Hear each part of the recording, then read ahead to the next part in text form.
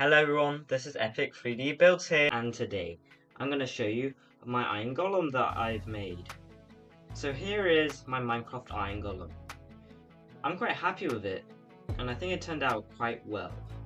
This was the second mob that I've built after the Warden. I used the same Lego pins design as I did with the Warden and the rest of my Minecraft figures, and it worked out really well. The thing that makes the Iron Golem different from the others is probably his really long arms, which can be fully movable.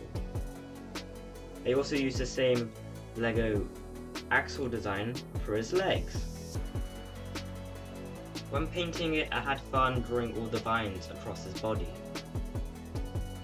I think it turned out quite well, and I'm going to show you the 3D model of the Iron Golem on my 3D software Fusion 360 now. So here we have my Minecraft Iron Golem. To begin with, like I always do, I find a template and try and make the body parts as in-game accurate as I can. And I also made some holes for the Lego pins and axles to go through.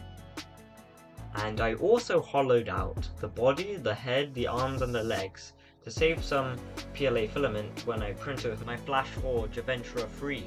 At 1,000 subscribers, I am going to release these 3D files of my Minecraft collection for the community. So please like, subscribe and ring the bell icon below, and see you in the next video.